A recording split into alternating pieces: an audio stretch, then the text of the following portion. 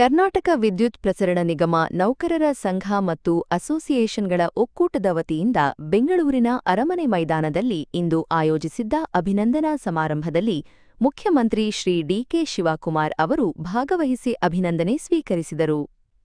ಈ ಸಂದರ್ಭದಲ್ಲಿ ಇಂಧನ ಸಚಿವರಾದ ಶ್ರೀ ಕೆ.ಜೆ. ಜಾರ್ಜ್, ನೌಕರರ ಸಂಘದ ಅಧ್ಯಕ್ಷ ಕೆ. ಬಲರಾಮ್, ಎಂಜಿನಿಯರುಗಳ ಸಂಘದ ಅಧ್ಯಕ್ಷ ಸಿ. ಬಸವಣ್ಣ ಅವರು ಸೇರಿದಂತೆ ವಿವಿಧ ವಿದ್ಯುತ್ ಸರಬರಾಜು ಕಂಪನಿಗಳ ಅಧ್ಯಕ್ಷರು, ಪದಾಧಿಕಾರಿಗಳು ಹಾಗೂ ಅಧಿಕಾರಿಗಳು ಉಪಸ್ಥಿತರಿದ್ದರು. ಇದೇ ಕಾರ್ಯಕ್ರಮ ಕುರಿತು ಸಂಘದ ಅಧ್ಯಕ್ಷರಾದ ಕೆ. ಬಲರಾಮ್ರವರು ಸುದ್ದಿಗಾರರೊಂದಿಗೆ ಮಾತನಾಡಿ ತಮ್ಮ ಅಭಿಪ್ರಾಯ ಹಂಚಿಕೊಂಡರು. ಮಾಧ್ಯಮ ಮಿತ್ರರೇ, ಏನ್ ಇವತ್ತಿನ ದಿವಸ ಸನ್ಮಾನ್ಯ ಶ್ರೀ ಮುಖ್ಯಮಂತ್ರಿಯವರ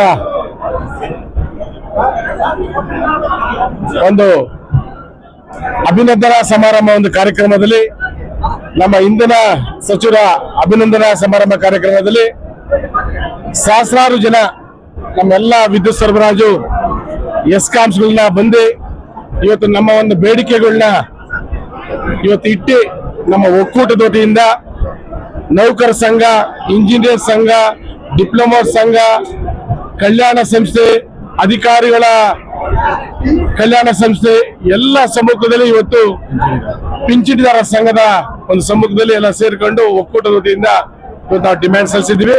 ಪ್ರಮುಖವಾದಂತ ನಮ್ದು ಬೇಡಿಕೆ, ನಮ್ಮ ರಾಜ್ಯದಲ್ಲಿ ಯಾವುದೇ ಕಾರಣಕ್ಕೂ ಖಾಸಗೀಕರಣ ಆಗಬಾರ್ದು ಅಂತ ಮಾನ್ಯ ಮುಖ್ಯಮಂತ್ರಿಯವರು ಇವತ್ತು ಆಶ್ವಾಸನೆ ಕೊಟ್ಟಿದ್ದಾರೆ. ನಾಳೆ ಕ್ಯಾಬಿನೆಟ್ ಎರಡನೇ ತಾರೀಕು ನಡೆಯುವಂತ ಕ್ಯಾಬಿನೆಟ್ ನಲ್ಲಿ ಎಲ್ಲರ ಸಚಿವರ ಒಂದು ಸಂಪುಟದಲ್ಲಿ ಸೇರ್ಕೊಂಡು ಅದನ್ನು ಅನೌನ್ಸ್ ಮಾಡ್ತೀವಿ ಅಂತ ಹೇಳಿದ್ದಾರೆ. ಆದ್ರಿಂದ ಇವತ್ತು ರಾಜ್ಯಾದ್ಯಂತ ಬಂದಂತ ಎಲ್ಲ ಸಮಸ್ತ ನಮ್ಮೆಲ್ಲ ನೌಕರಿಗೂ, ಎಲ್ಲ ನಮ್ಮ ಒಕ್ಕೂಟದ ಪದಾಧಿಕಾರಿಗಳು ಹೃತ್ಪೂರ್ವಕವಾದ ಧನ್ಯವಾದಗಳು. ನಾವು ಈ ಇಲಾಖೆಯನ್ನು ಉಳಿಸ್ಕೊಳ್ಳೋಣ, ಈ ಇಲಾಖೆಯನ್ನು ಬೆಳೆಸೋಣ, ಗ್ರಾಹಕರಿಗೆ ಮುಂದಿನ ಇನ್ನೂ ಹೆಚ್ಚಿನ ರೀತಿಯಲ್ಲಿ ಸೇವೆ ಮಾಡುವಂತ ಕೆಲಸ ಮಾಡ್ಕೊಂಡು ಹೋಗೋಣ. ಈ ಸಂಸ್ಥೆನ ಸರ್ಕಾರದ ಅಡಿಯಲ್ಲಿ ಇರುವಂತ ನಿಟ್ಟಿನಲ್ಲಿ ನಾವೆಲ್ಲರೂ ಕಾಪಾಡೋಣ ಅಂತ ಹೇಳಿ ನನ್ನ ಮಾತು.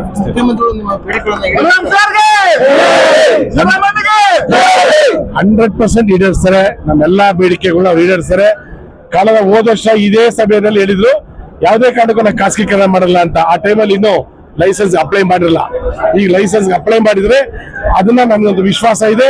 ನಾನು ನಡೆಯುವಂತ ಕ್ಯಾಬಿನೆಟ್ ಅಲ್ಲಿ ನಮ್ಮ ಪರ ಆಗಿ ಇವತ್ತು ರೈತರು ಮತ್ತು ಗ್ರಾಹಕರೆಲ್ಲ ಅಡಿನಲ್ಲಿ ರಾಜ್ಯ ಸರ್ಕಾರದ ನಿಟ್ಟಲ್ಲಿ ಇವತ್ತಾಗುತ್ತೆ.